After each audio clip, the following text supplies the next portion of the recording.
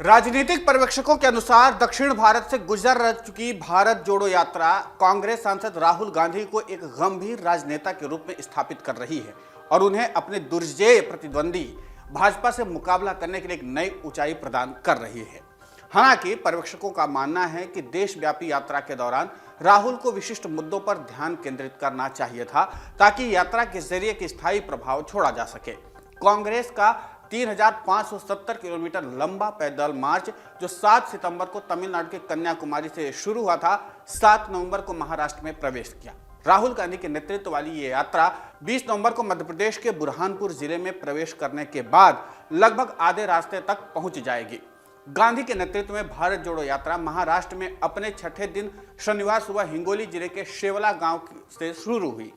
यात्रा रविवार को 67वें दिन में प्रवेश कर गई और अब तक ये 6 राज्यों के 28 जिलों से होकर गुजर चुकी है। लगभग 150 दिन की इस यात्रा के दौरान 3,570 किलोमीटर की दूरी तय की जाएगी।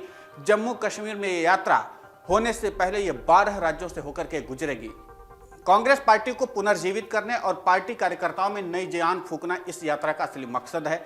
मध्य प्रदेश कांग्रेस अध्यक्ष और मध्य प्रदेश के पूर्व मुख्यमंत्री कमलनाथ जो राज्य में यात्रा की तैयारियों की देखरेख कर रहे हैं, उन्होंने कहा है कि यात्रा का मार्ग पार्टी की ताकत या कमजोरी के आधार पर तय नहीं किया गया है। राजनीतिक पर्यवेक्षकों ने कहा कि यह आयोजन देश की राजनीति के लिए दीर्घकालिक प्रभाव वाला होगा।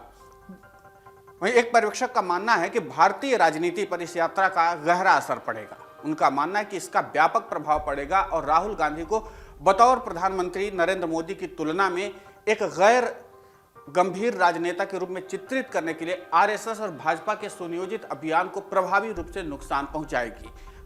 वहीं एक और पर्यवेक्षक का मानना है कि भारतीय जनता पार्टी और राष्ट्रीय स्वयंसेवक संघ यानी कि संघ गठबंधन द्वारा विभाजनकारी और ध्रुवीकरण की राजनीति के खिलाफ कांग्रेस की बड़ी मुहिम है। उनका मानना है कि गांधी ने कांग्रेस नेताओं के अत्यधिक दबाव के बावजूद अध्यक्ष के सर्वा शक्तिशाली पद से गांधी परिवार को दूर रखने में अपनी बात पर अडिग रह करके खुद को एक गंभीर राजनेता साबित किया है। उनका मानना है कि कांग्रेस अध्यक्ष का चुनाव लोकतांत्रिक तरीके से आयोजित किया गया था और राहुल गांधी ने अब यह साबित कर दिया कि वो भारतीय राजनीति में एक लंबी पारी के साथ एक गंभीर राजनेता है। हालांकि एक वरिष्ठ पत्रकार और राजनीतिक विश्लेषक मानते हैं कि राष्ट्रव्यापी पैदल मार्च जो लगभग 150 दिनों तक चलेगा और जनवरी में श्रीनगर में समाप्त होगा, उस तरह की प्रतिक्रिया नहीं दे रहा है जिसकी उम्मीद की जा रही थी। उन्होंने कहा कि भारत जोड़ो यात्रा किसी विशेष मुद्दे पर केंद्रित नहीं है, इसलिए उस तरह की प्रतिक्रिया उत्पन्न नहीं कर रही है जो अतीत में इस तरह के मार्चों में हुई थी। उन्होंने कहा कि गांधी जी ने जब ब्रिटिश साम्राज्यवाद का विरोध करने पर ध्यान केंद्रित करते हुए दांडी मार्च और नमक सत्याग्रह निकाला, इसलिए इसे नागरिकों से भारी समर्थन मिला था। शंकर ने कहा, यानी पर्यवेक्षक ने कहा कि इसी तरह से 1990 में भाजपा के वरिष्ठ नेता लालकृष्ण आडवाणी की रथ यात्रा पूरी तरह से अयोध्या राम मंदिर बनाने के पक्ष में जन लामबंदी पर केंद्रित थी और इसने उस समय लोगों का भारी जन समर्थन हासिल किया था। पर्यवेक्षक का मानना है कि कांग्रेस यात्रा को सांप्रदायिकता और नफरत का मुकाबला करने के लिए विशिष्ट मुद्दों पर ध्यान केंद्रित करना चाहिए था। इससे पार्टी को भरपूर लाभ मिलता और आम नागरिकों से भारी प्रतिक्रिया भी मिल सकती थी। वरिष्ठ पत्रकार और लेखक मानते हैं कि कांग्रेस की एकता रैली में दम नहीं है और उन्होंने इसे गुजरात और हिमाचल प्रदेश में नवंबर-दिसंबर विधानसभा चुनावों से जोड़ने की कोशिश, जहां वर्तमान में भाजपा का शासन है। उन्होंने कहा कि भारत जोड़ो यात्रा ऑप्टिक्स पर हाई है लेकिन सब्सटेंस पर नीचे है। इससे जुड़े बहुत से ऊंचे सिद्धांत हैं और जिन्हें परिमाणित या मापा नहीं जा सकता है। राजनीतिक विश्लेषक का मानना है कि आखिरकार एक राजनीतिक दल या उसके नेतृत्व को चुनावी सफलता उसकी कमी से आंका जा सकता है। इस मायने में राहुल गांधी की यात्रा गुजरात और हिमाचल विधानसभा चुनाव के नतीजे आपस में जुड़े हुए हैं।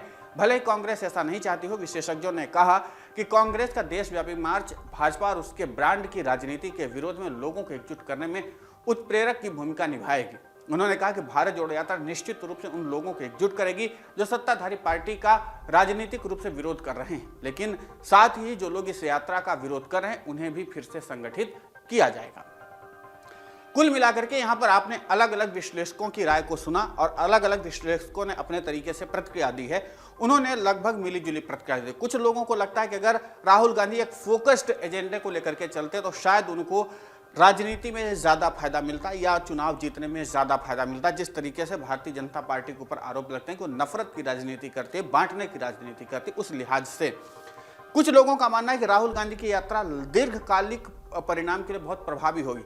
लेकिन इन सब के बीच में एक जो यहाँ पर राजनीतिक विश्लेषक ने प्रतिक्रिया दी उसको समझना जरूरी कि राहुल गांधी यहाँ से एक मैच्योर पॉलिटिशियन बन करके सामने आए हैं और एज अ मैच्योर पॉलिटिशियन अब वो बात कर रहे हैं, क्योंकि अब उनको जमीनी हकीकत पता है। पहले राहुल गांधी के साथ ये था कि उन्होंने जनता से इतना इंटरेक्शन कभी नहीं किया था, या तो रैली में जाते थे या तो सीधा भाषण देते थे।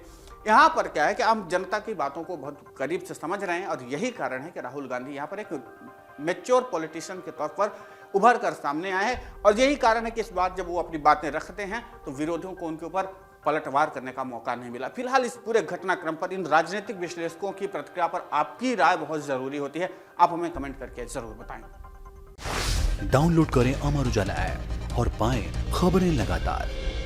अगर आप ये वीडियो YouTube पर देख रहे हैं तो हमारे चैनल को सब्सक्राइब करें और बेल आइकन को दबाना ना भूलें। अगर आप Facebook पर ये वीडियो देख रहे हैं तो हमारे पेज को लाइक करें।